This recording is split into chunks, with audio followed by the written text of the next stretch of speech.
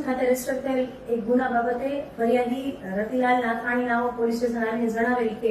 અમોએ આ કામના આરોપી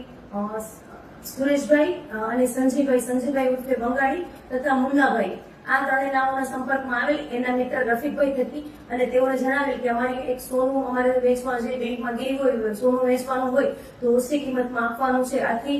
રફીકભાઈ અને રતિલાલભાઈ બંને તેની પાસે ગયા અને 3 લાખ રૂપિયા આપી અને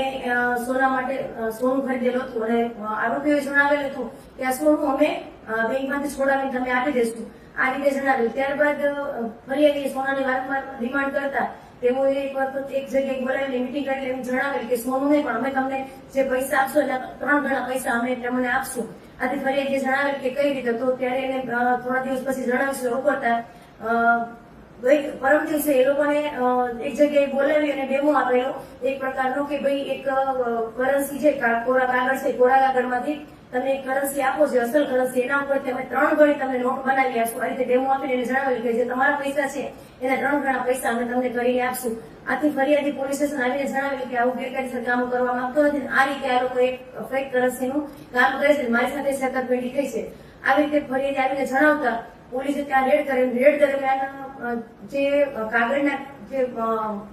કરન્સી છે, કરન્સી ટાઈપના પીસ અને ત્યાં અલગ અલગ પ્રકારનું કેમિકલ તેમજ જે આરોપી સંજય ઉર્ફે બંગાળી જે છે એના ખિસ્સામાંથી 500 ના દરની 3 ફેક કરન્સી મળી આવેલ છે, જે અમે યુવી રેસમાં જોતા અલગ અલગ કલરની દેખાઈ આવતા એને ફેક કરન્સી ગણી અને તેમજ આજે કોરા કાગળો મળી આવેલા છે કે જેની કે જે 500 ની નોટના છાપવામાં આવે તો 1 કરોડ રૂપિયાની કરન્સી 500 ની છપાય તે અને આ કેમિકલ કબજે કરેલું છે.